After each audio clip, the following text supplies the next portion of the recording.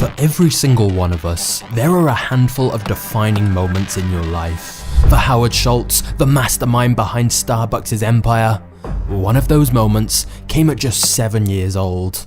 His father had just been fired from his delivery job after falling on ice and breaking his hip and ankle. The family had no medical insurance, no savings, and in that moment, no hope. Flash forward to today, and Howard Schultz is a multi-billionaire and is responsible not just for transforming the coffee industry, but several other industries most people might not realize. But to understand how a simple coffee store can become a global empire, we need to look at the 4 stages of Starbucks. And it all begins way back in the 60s.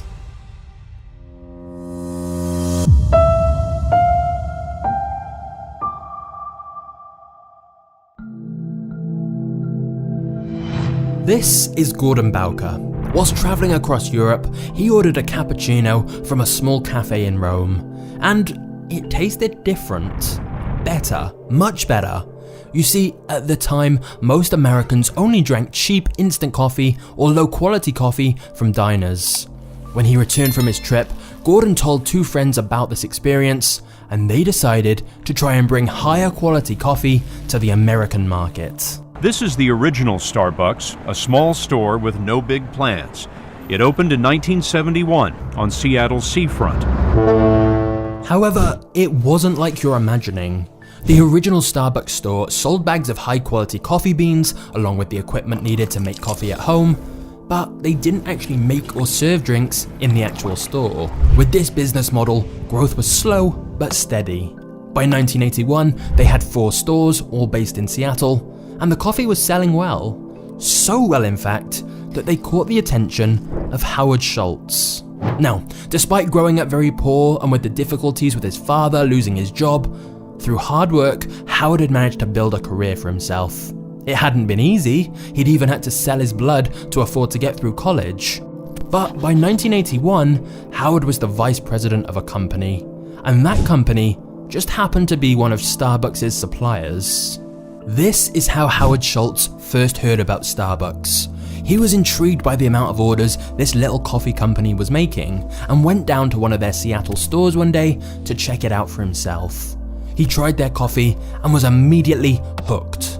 So much so that he decided he wanted to be a part of Starbucks and reached out to the 3 guys who'd founded the company to see if they'd hire him. But the only person who thought Howard joining Starbucks was a good idea was Howard himself. The 3 founders of Starbucks were reluctant to let someone else join, and even Howard's own mum told him, "You're doing well, you have a future, don't give it up for some small company nobody's ever heard of."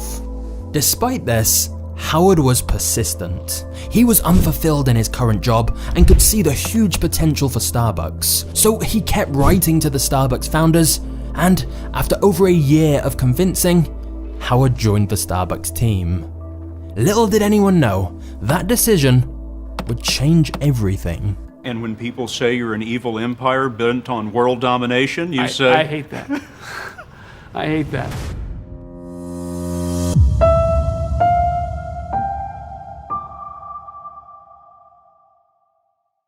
The drink for himself, he thought, no one in America knows about this. I've got to take it back with me. And I was captured emotionally by the Italian coffee bar, the sense of community, the third place between home and work, and I raced back to America thinking, this is what I'd like to try and do and transform the Italian coffee experience into the American society. That trip to Italy was a revelation for Howard. He later wrote in his memoirs that originally Starbucks had sold great coffee beans, but they didn't sell it by the cup. They treated coffee as produce, something to be bagged and sent home with the groceries. But to Howard, he felt they were missing the heart and soul of what coffee was really about. He felt that just like Italy, they needed to make coffee not a product, but an experience. Howard was excited, right up until the moment he told the Starbucks founders about this idea, who quickly shot him down. They argued Starbucks was a retailer, not a restaurant or bar, and they couldn't just completely switch up their business model and start making drinks in the actual store.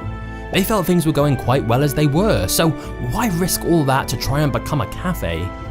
Howard became increasingly depressed. Eventually, he realized that his vision of bringing the full coffee experience to America just wasn't gonna happen with Starbucks. And so in 1985, Howard left Starbucks to start his own company, Il Giornale, the Italian word for newspaper. He wanted the high quality coffee of Starbucks, but with the atmosphere of the Italian cafes he loved. Once again, pretty much everyone told him it was a bad idea and a stupid move to leave a promising company like Starbucks. Over the next year, Howard spoke to 242 people about his idea, and 217 said no. The most common problem with his idea that he heard was that Americans would never spend that much money on coffee.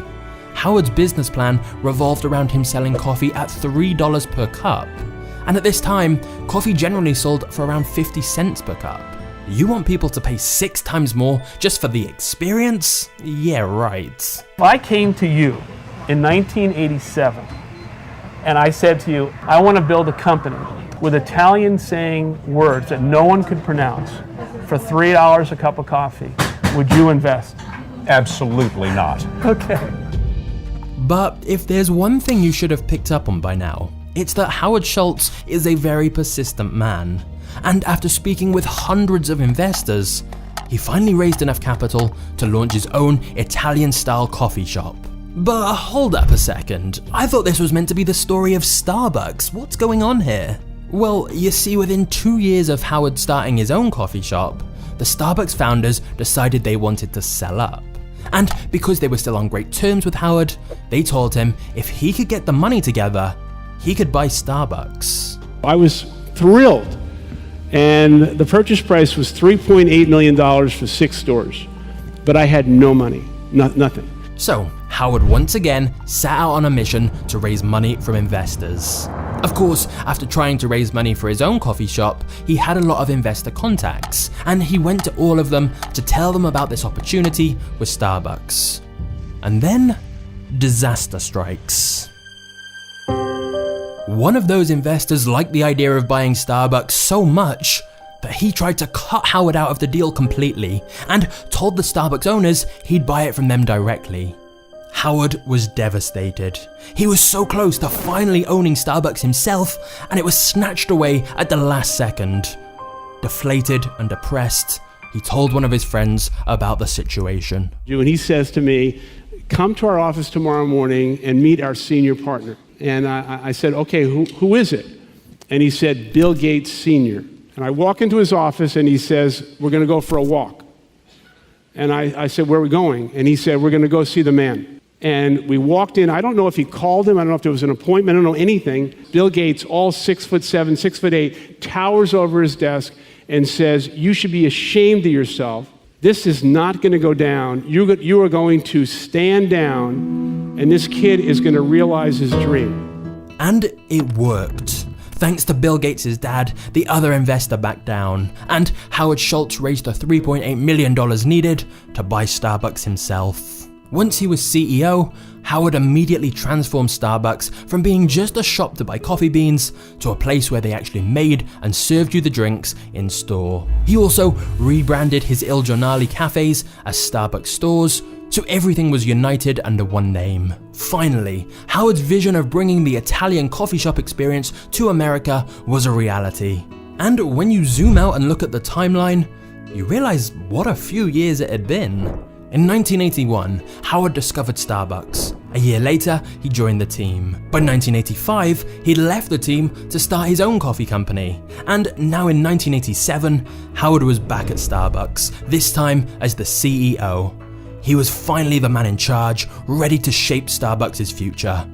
And trust me, things were about to get crazy.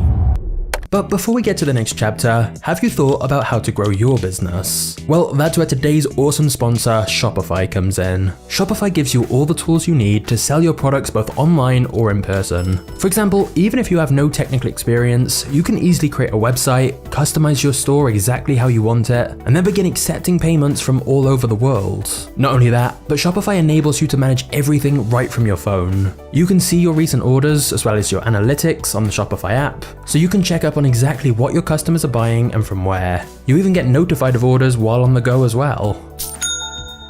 For me personally, one of the goals of having a business was to have more freedom, the ability to travel and not be tied to one spot. And that's why I think Shopify works so well. They give you all the tools to build your business, but make it super easy to manage it from anywhere. And the best part is, you can literally try it out completely free for yourself. Just click the top link below to get started today.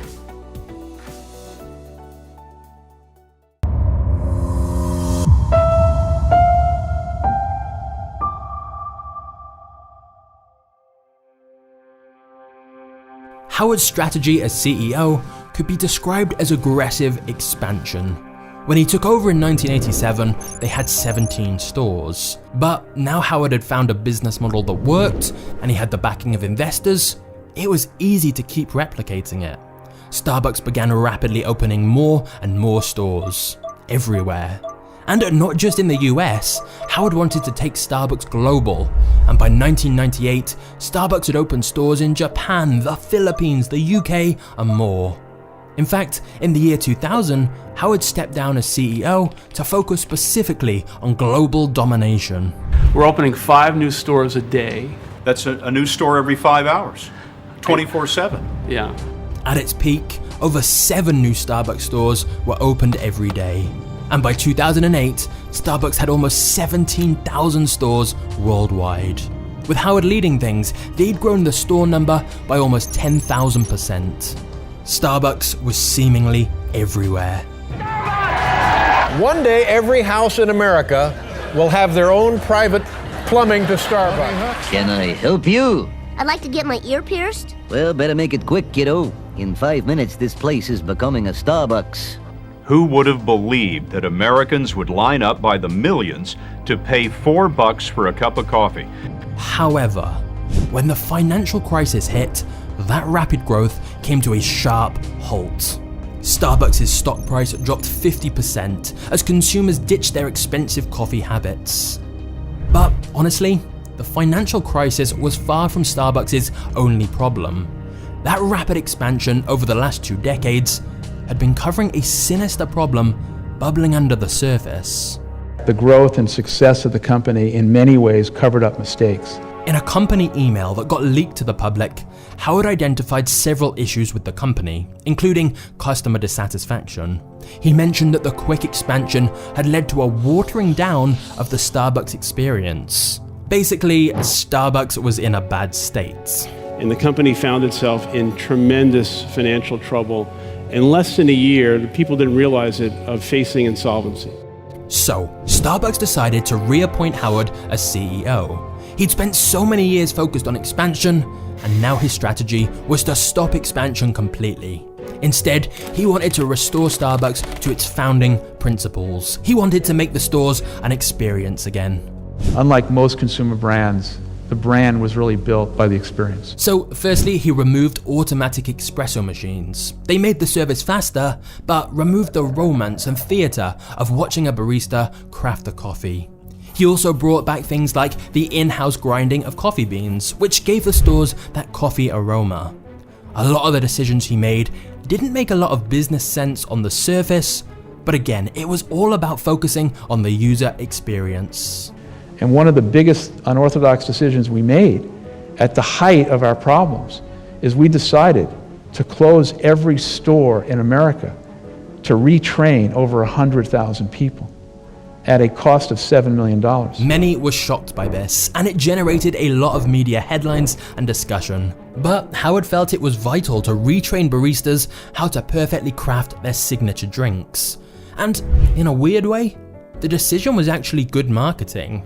It helped announce to the world Starbucks was returning to its roots and focusing on quality. And it worked. Company growth rocketed up by 143% in 2009. And it's no secret that Starbucks have now continued to thrive and expand again. In fact, at the time of this video, they have over 32,000 worldwide stores. But again, let's just hold up a second. The story of Starbucks is undeniably a success story, and Howard's rise from poverty to billionaire is remarkable. He saw an idea, brought it to a new market, and through hard work and great business strategy, built an empire. However, what's possibly even more remarkable is where Starbucks is heading.